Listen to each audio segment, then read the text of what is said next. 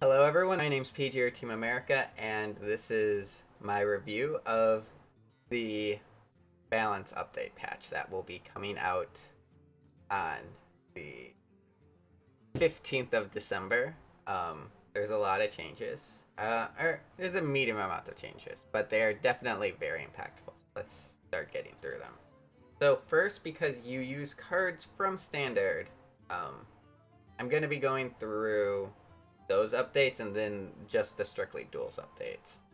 So Blade Dance is going from 2 to 3 mana, which will make it more difficult to weave in their gigantic board, Demon Hunter's gigantic board clears, and also doing a ton of damage face. It's not a devastating nerf, but it is a nerf. Charge Shatter Mystic going from 3 to 4 mana. Most people were not running soul shards, but if they were, it got a lot weak. Um, there were people that were doing it, and the Shard's Shatter Mystic was very powerful. Impact, somewhat impactful. Dreadlord's Bite going from 3 damage to 2 damage is it's a nerf. Like it makes Demon Hunter weaker. So but like this isn't in all of the starting decks, but it's like they add together. This is a bigger impact on standard than duels. Dino Timber Brain isn't in. Voracious Reader was in aggro Demon Hunter, so this going from 2 to 3 mana will have an impact, and Lore Keeper Polkluck is irrelevant for the most part. So also, just the duels updates. They made it so that the amount of unique Dark Moon Fair epic cards to unlock hero power number 2 went from 10 to 5, which is a huge difference. I think it's great. I I want the barrier to entry to duels to be lower, and this achieves that. They also reduced the number of unique Dark Moon Fair cards required to unlock Signature Treasure number 2, down from 100 to 90, which doesn't sound like a lot, but I don't know the math, but basically it's pretty close to just all of the commons and rares. Like basically, once you get all that commons and rares, um, you should have randomly have opened enough of the other cards that um to uh to unlock signature treasure too. So it doesn't seem like a big difference, but it's actually a pretty decent, because getting all of the with the no duplicate bonus on all cards, it makes it so that you can unlock it more consistently. Relative, like it's actually significantly faster. Not as fast as the 10 to 5, but it's a pretty big difference. And then they also reduced the number of Scholomance Academy cards. Scholomance unique epics for unlocking treasure 3 to 20 to 15, which it's a step in the right direction. I still think it's too high, but these changes are definitely a step in the right direction. I'm definitely happy that they've made them. I wish that you would be able to unlock it by just playing the mode, because getting packs from the previous expansion is more difficult because you basically have to buy them. You don't get them by playing duels. And so I would prefer if everything in duels was unlockable by playing duels. That's the one thing that I'm not as thrilled with, but as I said, everything is still a good step in the right direction. They're listening to the community, which is very important and good. So the first so they made it. I'm not exactly sure, but if connections is the second rogue hero power, and if they just made it so the turtles are just 1/1s, I have no idea why they did that. It says removed battle cry. like, I don't know if they made it so it's just like they just made it so the cards say deal 1 damage when played or something. I don't know, but if they just made it so that they're vanilla 1/1s, this was a completely unneeded nerf. Rogue wasn't out of control at all. I felt there is a chance that they felt like, so Rogue was still tier 2, and I don't know, people like Tyler thought it was tier 1. So by nerfing the other classes in tier 1, they felt that they had to do this apparently.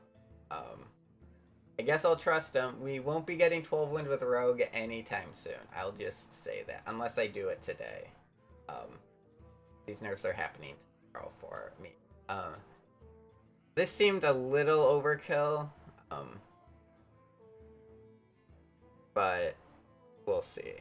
Now, maybe relevant secret studies going from 2 mana to 1 mana. They took the absolute worst hero power and they made it 1 mana. So this has a chance to be relevant now. I'm not sure because the secret still costs 3 mana. There's a 2/3 that makes it so they cost 1. The first one you play each turn, and then you have 4 mage still. Maybe there's a way to make this relevant. Going for 1 mana is like you'll be able to cycle through your deck quickly. It's a significant difference. So I think there's a chance that it'll be an okay deck. The meta is going to shift. Oh, more on that later though. A Killmox, the banished one, going from +2/+2 to +1/+1. This is so basically it won't affect players like me that much, I don't think. Because if you're very diligent about discarding every single turn, it won't make as big of a difference. It will be like Killmox will not be 20/20s by like turn 10 anymore, which will be impactful. So basically they will be killable once you play it, and that will be a huge difference. Before, part of the issue was you would play this 20/20 minion, you would trade it into something, and then your opponent wouldn't be able to kill it because it would just be way too big. This makes it a lot more killable, which is important. And it is a significant nerf. It may not impact the meta as much as we would like, but I think that this nerf is good, and I'm sure if nothing changes, I'm sure Blizzard will take more action. Morg Outcast goes from 3 mana to 4 mana. Will make it more difficult. Like, you won't be able to do the combos where you're playing 2 Morg Outcasts and just like popping off insanely. It will make it so that you can't do that till like turn 10. I do, and like it might clog up the side of your hand. I think that the nerf is. I think that the more devastating nerf is Gift of the Legion going from 2 to 3 mana. Make it much more difficult to play it multiple times in a turn. Also, you will not be able to go infinite by its. You won't be able to Sticky Fingers Khadgar Scrying Orb into 1 card OTK anymore. So it feels a little bit lazy, but it's a fine. So into the buffs of the treasures, Herding Horn going from 4 or 5 to 4 mana. After you play, it's a weapon. After you play a beast, summon a copy, lose 1 ability. So the best uses of this would be you play it on turn 4. On turn 5, you're playing Teacher's Pet or Stranglethorn Tiger, the Lake Threshodon or Thresher, or what it's called, or the Twilight. If I didn't say Twilight Runner. So it's a like it's going from turn 4 into you can play turn 4 into turn 5 where all the beats are. So this might be playable now. I don't know if I would say that there's a good chance of it being better than my current iteration of spell damage druid, but it's a good buff. So if it doesn't see more play, then maybe I'll do more. But I'm happy they didn't go far, and because it's 4 into turn 5, I think it might be good because you can have some pretty decent. And then Duro Canicas. I'm not even gonna try that again. Going from 4 to 5, it makes it when it dies, it draws a dragon, murloc, and mech from your deck. They cost 2 less. I don't know. A 4 mana 4/6 is like, and the death rattle effect is powerful. Maybe this can be a paladin deck, but I don't know which hero power you're using. I guess reviving this would be okay. You cycle through your deck super quickly. Maybe. Yeah, that's it for the balance updates. So a lot of people are going to be upset that Shaman wasn't buff and Priest wasn't buff. But so how metas work is when you kill the people at the top, like Demon Hunter is going to be slower, which will slow down the entire meta, and we will see the ripple effects of that. Like, so Death Rattle Hunter had a pretty decent matchup against Warlock, but they would automatically lose every time to Demon Hunter.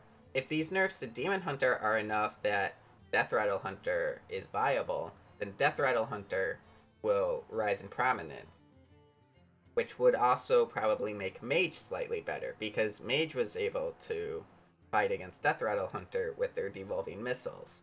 So a lot of things happen when you make changes at the top of the meta, because the top of the meta is what warps everything underneath it. So by not making a ton of adjustments to the lower level classes, you get to see what happens before you make more changes. So because Blizzard is willing to make changes more often, hopefully since Worlds happen, they will be willing to make changes even slightly more often. It felt like this balance patch took a little bit longer than it should have, but I have been predicting for weeks they were just waiting for Worlds, and then literally the next day this patch came out. So I think people should be patient. And the meta shifts in unintended ways when you kill the decks on the top. And I do think that Demon Hunter hopefully will be slowed enough that it impacts it. I'm a little worried that they will still be able to do 20 damage but thank you Action Junkie for the prime. But yes. So I'm happy with the changes. Maybe they could have made more, but if they're willing to make more later, I don't know why they had to kill Rogue. They might be smarter than us, but they killed Rogue and they slowed down Demon Hunter and made Comox so pressed. If you enjoyed this, please like and subscribe, and I will see you guys next time.